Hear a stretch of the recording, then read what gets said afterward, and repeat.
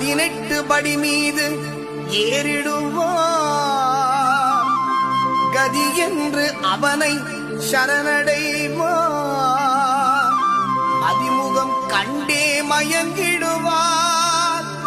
ஐயனை துதிக்கையிலே தன்னையே மறந்திடுவார். பள்ளிக்கட்டு